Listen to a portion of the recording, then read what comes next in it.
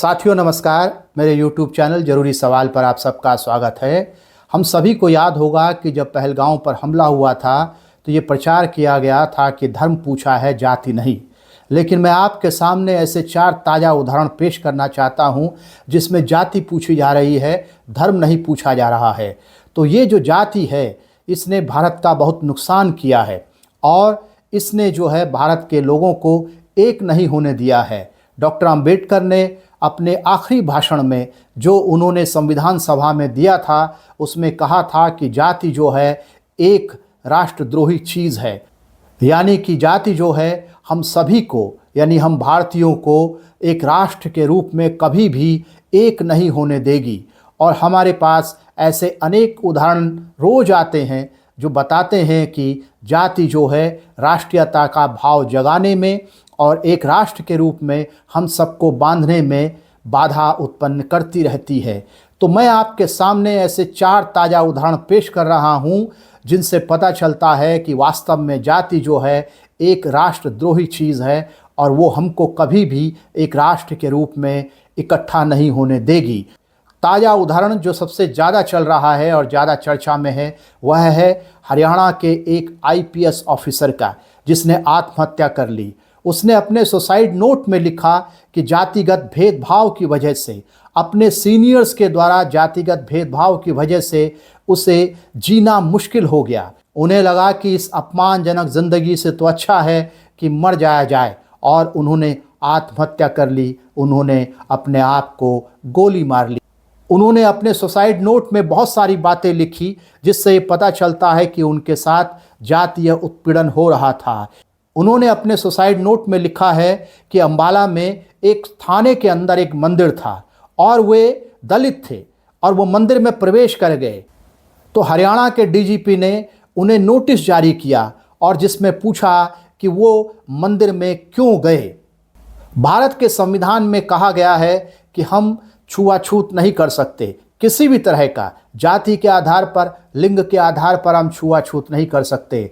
लेकिन एक राज्य का DGP, एक राज्य का जो है पुलिस का सर्वोच्च अधिकारी छुआछूत कर रहा है। तो यह थी एक खबर, एक घटना जो बहुत दुखद घटना है और जो बता रही है कि एक राष्ट्र के रूप में, एक पुलिस प्रशासन के रूप में अगर हम एक साथ मिलकर काम नहीं कर सकते तो हम अपराधों से कैसे लड़ेंगे और ये देश आंतरिक रूप से कैसे सुरक्षित होगा।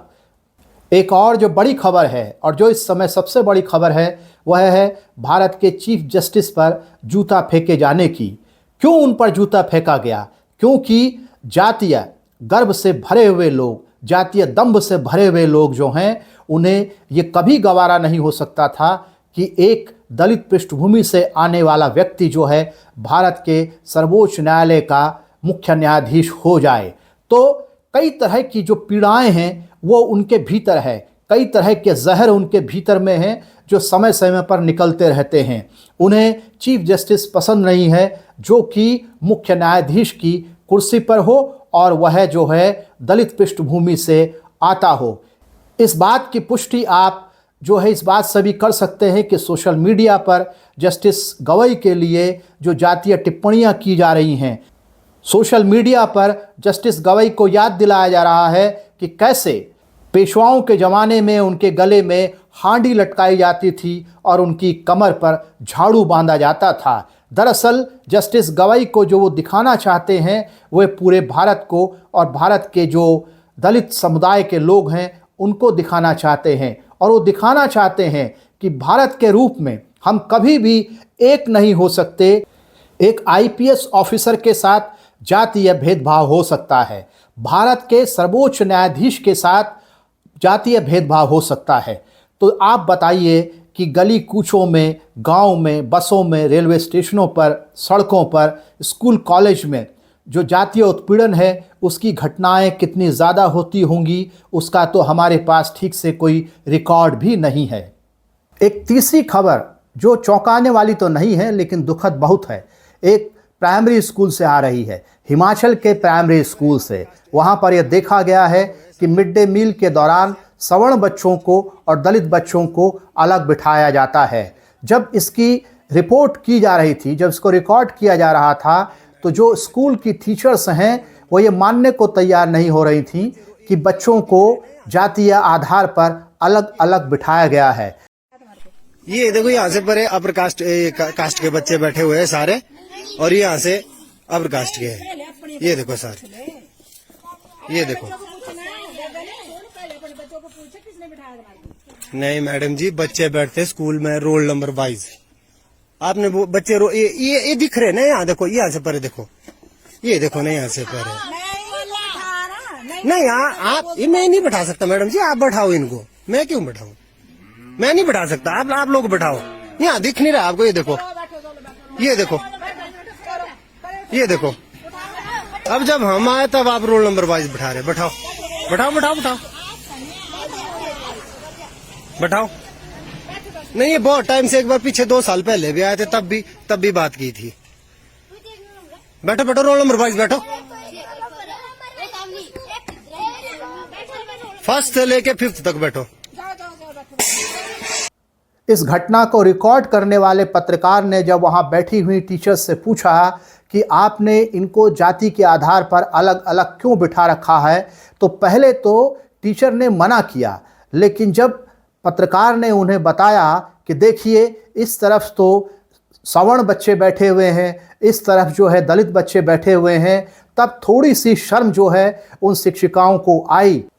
पत्रकार ने उनसे पूछा कि आपने इन्हें रोल नंबर के हिसाब से क्यों नहीं बिठा रखा, क्योंकि राज्य के मुख्यमंत्री का ये आदेश पहले से दिया हुआ है कि स्कूलों में मिड डे मील के दौरान बच्चों को रोल नंबर के हिसाब से बिठाया जाए, न कि जाति के हिसाब से।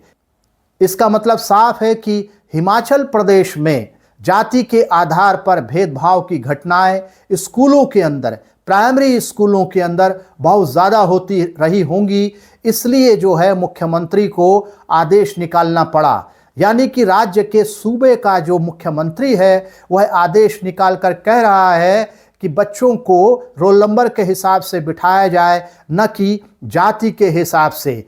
हमने अपने आप से ये कमिट किया था, हमने अपने आप से ये वादा किया था कि स्कूलों के अंदर हम जो है नागरिक तैयार करेंगे, न कि जातीय भेदभाव और जातीय दंभ से भरे हुए लोग।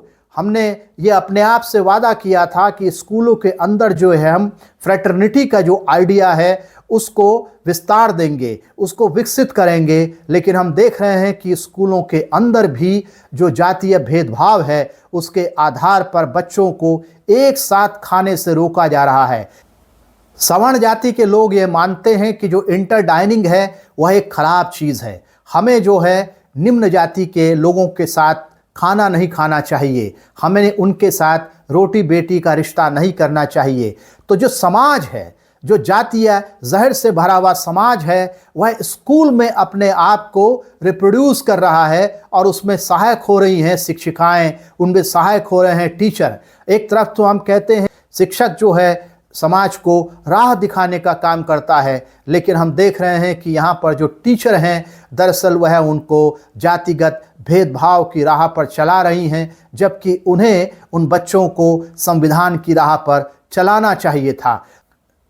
यह तीसरी घटना है और हाल की घटना है, जिससे पता चलता है कि भारत जो है कृषि प्रधान देश नहीं है, बल्कि वह एक जाति प्रधान देश है। और जब तक भारत में जाति रहेगी, इसमें राष्ट्रीयता का भाव कमज़ोर रहेगा, बहुत कमज़ोर रहेगा। हम जब किसी के साथ खा नहीं सकते, बैठ नहीं सकते, उठ नहीं सकते, हम उसके साथ पढ़ नहीं सकते, हम उसका हाथ का पानी नहीं पी सकते हैं, तो ये राष्ट्र जो है उस रूप में राष्ट्र कभी नहीं बन सकता जिस तरह का राष्ट्र बनने का सपना जो है इस संविधान ने देखा है और इसके जरिए जो है संविधान को बनाने वाले लोगों ने देखा था।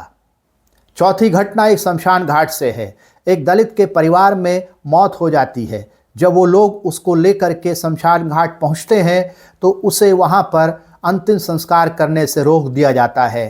काफ़ी विरोध प्रदर्शन के बाद, पुलिस प्रशासन के हस्तक्षेप के बाद उस व्यक्ति को अंतिम संस्कार करवाने के लिए जगह मिल पाई। तो हम देखते हैं कि चाहे मरा हुआ आदमी हो, चाहे जिंदा आदमी हो, ये जाति उसके साथ लगातार बुरा बर्ताव करती है, भेदभाव करती है।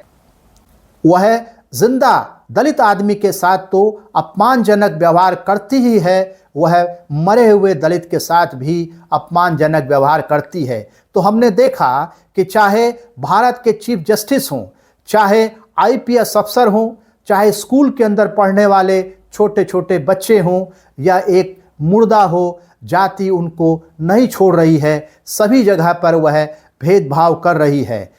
तो भारत का भला चाहने वाले लोगों को इस लड़ाई में सामने आना चाहिए और चाहे वो कहीं भी हैं, चाहे वो टीचर हों, माता पिता हों, भाई बहन हों, दोस्त हों, लगातार इस जहर के खिलाफ जो लड़ाई है वह करते रहने चाहिए और इसके खिलाफ एक माहौल, एक विचारधारा का निर्माण हमें करते रहना चाहिए।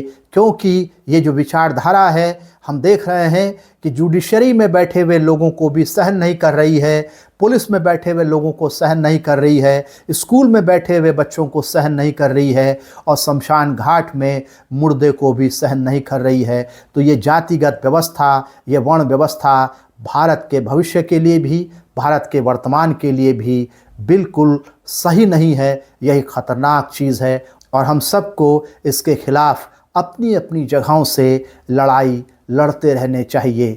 नमस्कार, मैं वीरेंद्र सिंह रावत।